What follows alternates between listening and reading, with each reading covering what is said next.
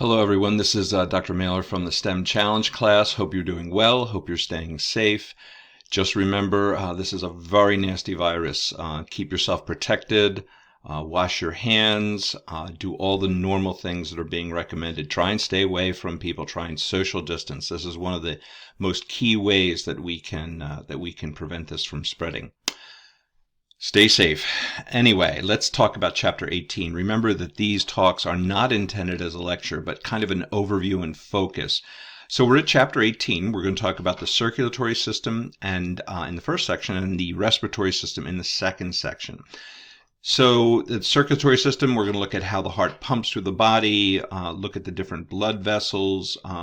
The reading of this is pretty straightforward. This is a picture from the biodigital human that we introduced a couple chapters ago.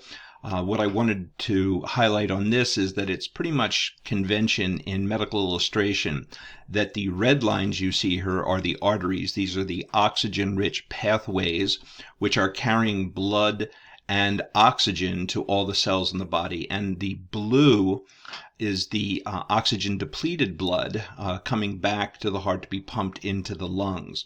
The other interesting thing here, if you look at the lungs, you're going to see these round white structures. They're called alveoli. That is where the gas exchange happens. That's where the oxygen is brought into the blood cells, and that's where the blood cells release the carbon dioxide into our bloodstream to be breathed out by us.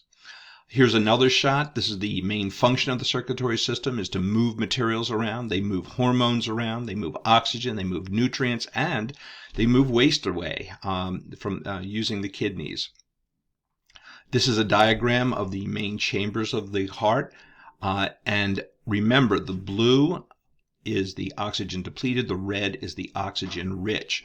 And this is a good diagram which includes the arteries, veins, and the capillaries. The capillaries are super, super small, so small that sometimes they only can let blood cells through in single file, basically down to about 10 microns.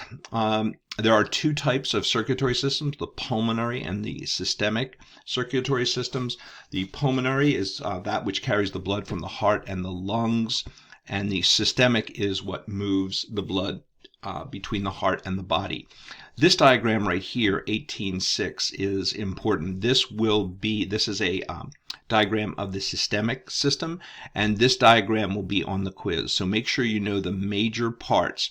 This is the blood coming in from the rest of the body and then going out to the rest of the body.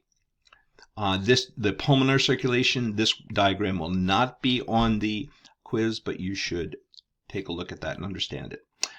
Here we're talking about cells in the blood, include the red blood cells, the white blood cells, the platelets. One of the things that's going on right now with people that are recovering from COVID-19 is that they are taking just the plasma part of the blood, which contains some of the antibodies that your immune system is preparing to fight that virus with, and they're hoping that that can help people.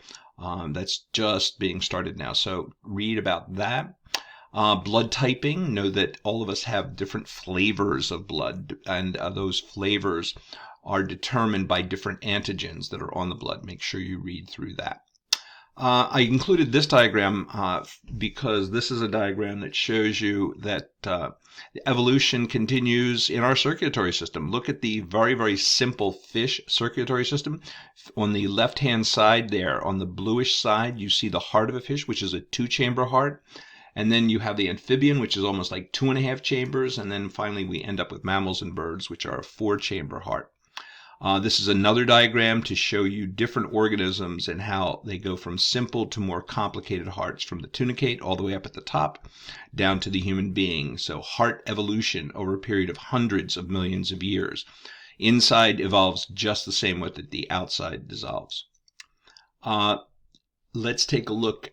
We included this last week. We're looking at the brain. You guys did well on the quiz.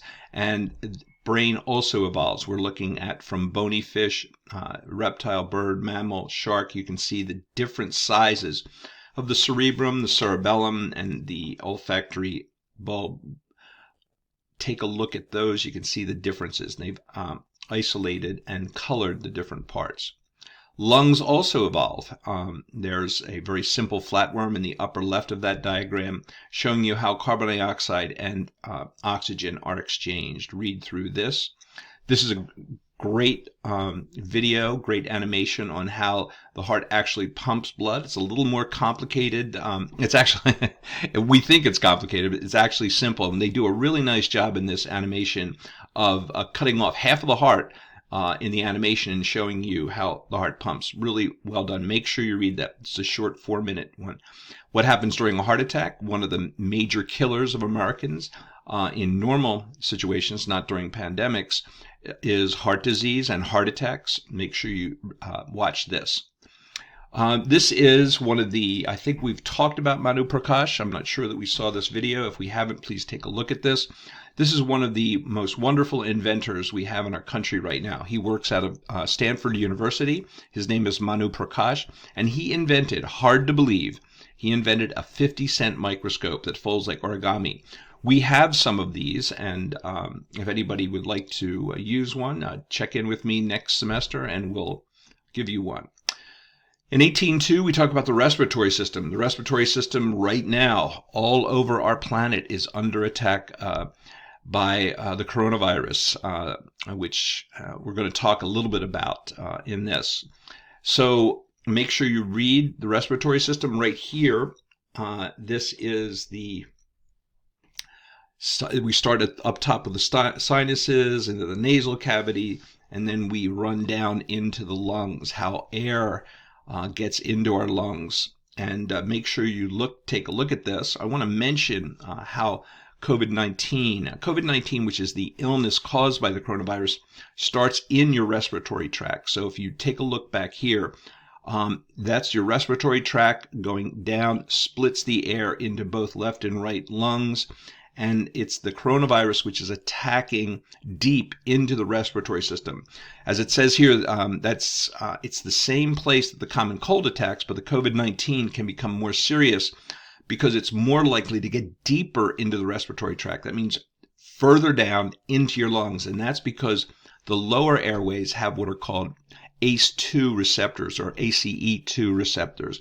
You'll hear it pronounced both ways. And those receptors are on the surface of the cells of the respiratory tract and makes it easy for the virus to get in. So please read this. Right here is a close-up shot of the alveoli. This is an illustration, blood coming in, and you'll notice where carbon dioxide is coming out of the bloodstream, oxygen is going into the bloodstream. Read about gas exchange and homeostasis. They'll talk about breathing and how the muscle, your diaphragm, works by expanding and contracting, which allows air to come in the inhalation and out in the exhalation. There are diseases of the respiratory system like asthma, pneumonia, emphysema. Please read about these.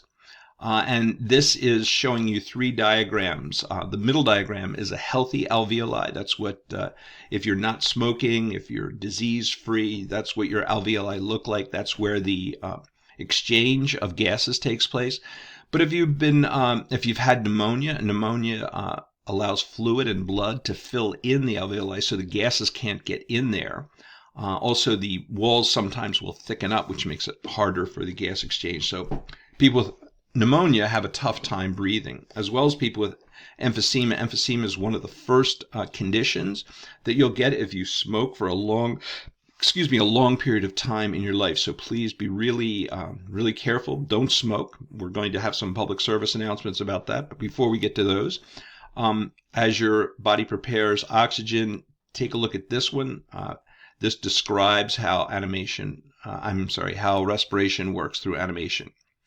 Another great one. So watch both of these. There may be some questions. Many of us, unfortunately more of us than should, smoke. And what we have, these are some of the public service announcements that are on the sides of cigarettes, or that used to be. Sometimes they're played down now.